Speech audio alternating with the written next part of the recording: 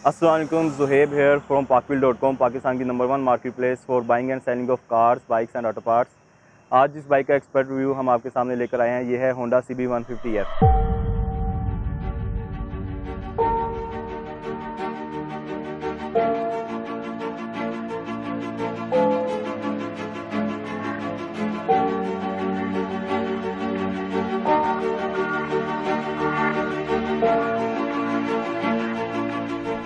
सबसे पहले मैं इसकी थोड़ी सी आपको हिस्ट्री बता दूं। पाकिस्तान में आए हुए इसको तकरीबन 1 साल हो गया है और ये जो डिज़ाइन है ये होंडा चाइना का डिज़ाइन किया हुआ बाइक है। स्टार्ट में इसकी प्राइस जो है वो 159,000 रखी गई थी, लेकिन अब ये बाइक जो है 1,65,000 का आपको मिलता है।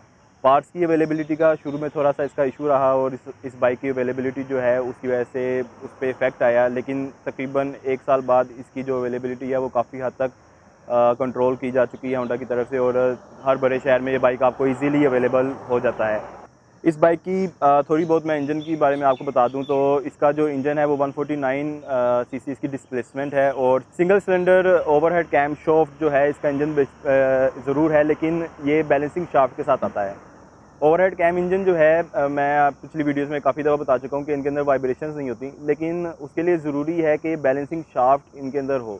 अगर बैलेंसिंग शाफ्ट नहीं होगा तो ये वाइब्रेशंस हाई आरपीएम पे पैदा करते हैं। जिस तरह सुजुकी GS150 है, वो हाई आरपीएम पे आपको उसके अंदर वाइब्रेशन फील होती हैं क्योंकि उसमें बैलेंसिंग शाफ्ट नहीं है। होंडा में और वैगो में और डर्बी इनमें बैलेंसिंग शाफ्ट है, तो इनके अंदर आपको वाइब्रेशन फील नहीं होती। इस बाइक का 57.3 mm का बोर है और 57.8 mm का स्ट्रोक है, और तकरीबन 11 के करीब ये बाइक हॉर्स पावर प्रोड्यूस करता है। इस बाइक की अगर गेयर बॉक्स की बात कर ली जाए तो इसका जो गेयर बॉक्स है वो 5 गेयर ट्रांसमिशन के साथ आता है। पहला गेयर जो है वो आगे की तरफ लगता है या नीचे की तरफ बोल लें, और जो बाकी 4 गेयर हैं वो ऊपर की तरफ लगते हैं या रिवर्स में लगते हैं। गेयर लीवर इसका पूरा है।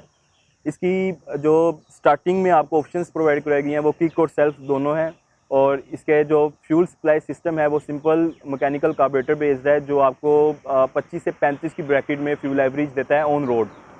ये एवरेज जो है डिपेंड करती है आपके राइडिंग स्टाइल पे और आपकी बाइक की कंडीशन पे, उसके एयर जो टायर एयर प्रेशर है और टायर की कंडीशन और ओवरऑल बाइक की कंडीशन पे भी डिपेंड करती है। इस बाइक के अगर ड्राइव वेट की हम बात करें तो 124 kg इसका ड्राइव वेट है, और बैटरी, इंजन ऑयल और फ्यूल डलवाने के बाद तकरीबन 135 से 40 के दरमियान आपको इसका वेट वेट मिल जाता है।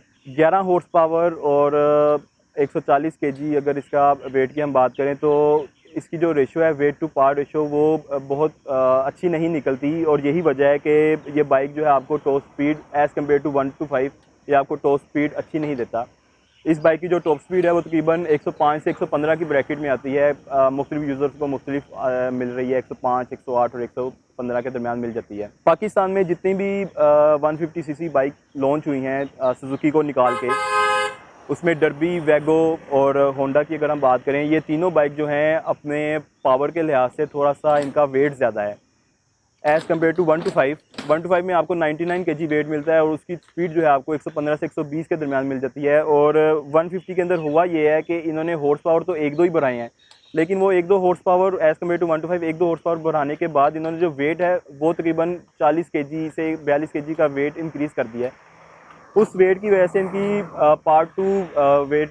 वेट टू पार्ट रेशो जो है वो अच्छी नहीं निकलती। मेरी अपनी पर्सनल जो थिंकिंग है, अगर आपको 14 हॉर्स पावर प्लस अगर 150 cc आपको बाइक मिले तो वो अपने पार को सही जस्टिफाई करेगी। इससे नीचे हॉर्स पावर की बाइक जो है वो जस्टिफाई नहीं कर सकेगी।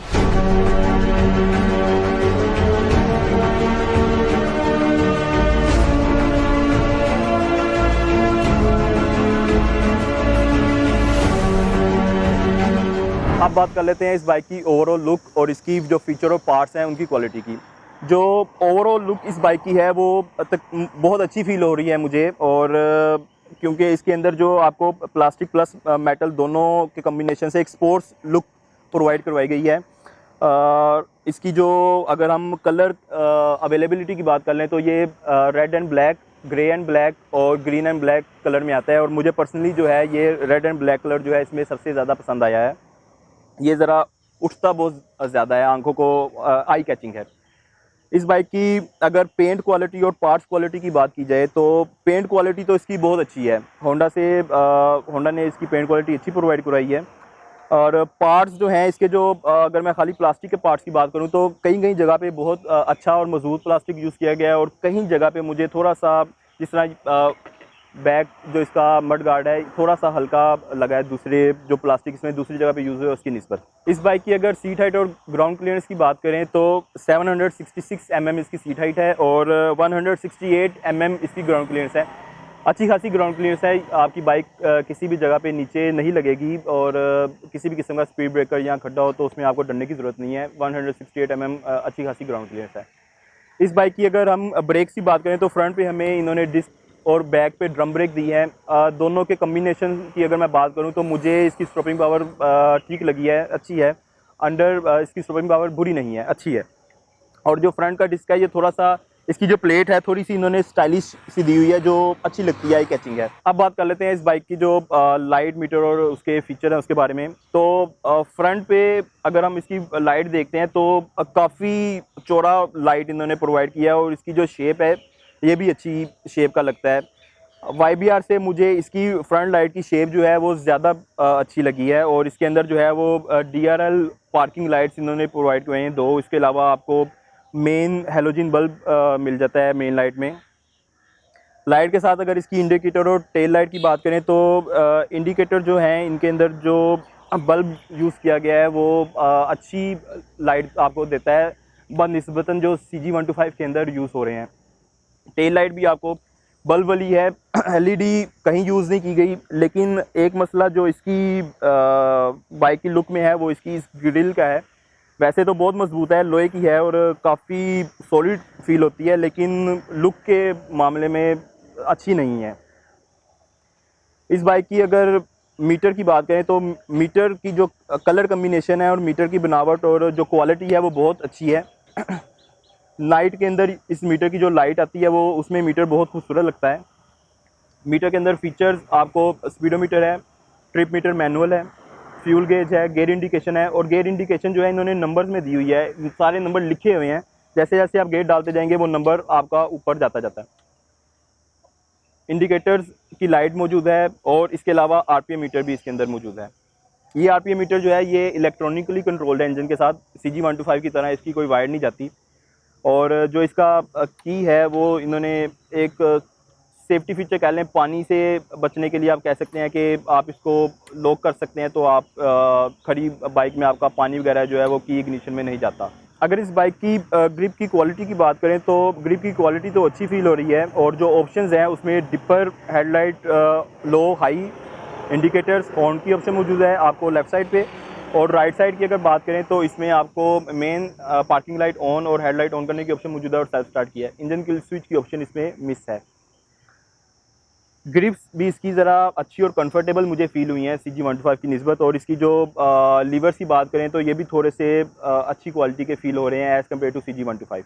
अब बात कर लेते हैं इस बाइक की कंफर्ट, हैंडलिंग और राइडिंग स्टाइल की। तो ये बाइक आपको बिल्कुल एक स्ट्रेट पोस्टर प्रोवाइड करता है, आप बिल्कुल सीधा बैठ के इस बाइक को चलाते हैं। और मैंने इस बाइक की राइड ली तो मुझे बहुत कंफर्टेबल ये बाइक लगी है, और दूसरी बाइक से निस्बत इसकी सीट बहुत अच्छी है, वेल कुशन्ड है और थोड़ा बड़ा सीट है, तो आप बड़े इजी होकर इस पर बैठते हैं। सीट की क्वालिटी अच्छी है, वेल कुशन्ड है। सस्पेंशन जो है इसकी इतनी ज़्यादा सॉफ्ट भी नहीं है और इतनी ज़्यादा स्टिफ भी नहीं है। बैक पे जो सस्पेंशन है वो डुअल सस्पेंशन है, लेकिन एडजस्टेबल है, आप उसको एडजस्ट कर सकते हैं। और फ्रंट पे आपको सिंपल टेलीस्कोपिक फोक सस्पेंशन प्रोवाइड करवाई गई है, लेकिन ओवरऑल इसकी सस्पेंशन जो है इतनी ना ज़्यादा सॉफ्ट है ना हार्ड है, आपको अच्छी सस्पेंशन इसमें मिल जाती है, मुझे थोड़ी सी आरामदेह लगी। अगर हैंडलिंग की बात करें तो इसकी जो हैंडलिंग है वो भी मुझे अच्छी लगी है। इसकी इतनी आपको मुश्किल नहीं आती रश एरियाज़ में, और रश में से इसको निकालते वक्त इसका जो हैंडल है वो आपको स्पोर्ट्स हैंडल नहीं दिया गया, बार वाला हैंडल है और थोड़ा सा ऊंचा है, तो आपकी इसकी हैंडलिंग और इसका जो टर्निंग रेडियस है उसमें आपको कोई इशू नहीं आता, ईजी रहते हैं आप। अब बात कर लेते हैं इस बाइक की मेंटेनेंस और इसकी स्पेयर पार्ट के बारे में। तो इसकी जो पार्ट्स की प्राइस मैंने होंडा वालों से पता की थी, उसमें उन्होंने मुझे बताया था कि इसका जो एयर फिल्टर है वो तकरीबन 700 का आपको कॉस्ट करता है, और इसमें इंजन ऑयल 1 लीटर ही डलता है, वो आपके ऊपर है आप कौन सा डलवाते हैं। इसके अलावा अगर आप इस बाइक की सर्विस चार्जेस की बात करें वो 500 आपको चार्ज करते हैं। और इसके जो ब्रेक शू की अगर हम बात करें तो रियर ब्रेक शू जो है वो उन्होंने तकरीबन मुझे 700 to 800 के बताए थे, और जो फ्रंट है वो 3500 के डिस्क पैड बताए थे। ये मैंने तकरीबन एक माह पहले इंफॉर्मेशन उनसे ली थी, और मे भी शायद अब उन्होंने थोड़ी बहुत अवेलेबिलिटी जो पार्ट्स की है वो बेहतर कर दी हो। इसके जो पार्ट्स की अगर कॉस्ट की बात की जाए तो ये थोड़े से आपको कॉस्टली पड़ते हैं, इवन के YBR से भी इसके पास थोड़े से महंगे हैं।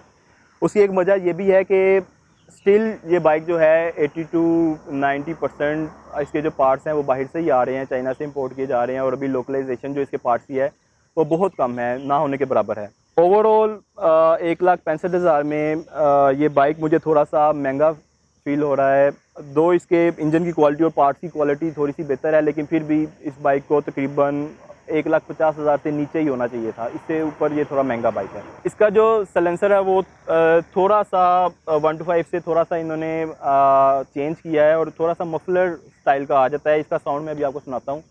ये मेरी ओवरऑल थॉट्स थी इस बाइक के बारे में। तो आपकी जो थॉट्स हैं वो कमेंट सेक्शन में पोस्ट कीजिए, और पाक व्हील के यूट्यूब चैनल को सब्सक्राइब कीजिए, और बेल आइकन पर टैप करके नोटिफिकेशन को ऑन कीजिए। अगर आपका ये बाइक या कोई भी यूज़ बाइक लेने का ज़हन बन जाए तो पाक व्हील का यूज़ बाइक सेक्शन को विजिट कीजिए, और वहाँ पे अपनी रिक्वायर्ड बाइक सिलेक्ट करके उसके ओनर से कॉन्टैक्ट कीजिए। तो थैंक यू व्यूअर्स, अल्लाह हाफिज़। और इसका मैं साउंड आपको सुना देता हूँ।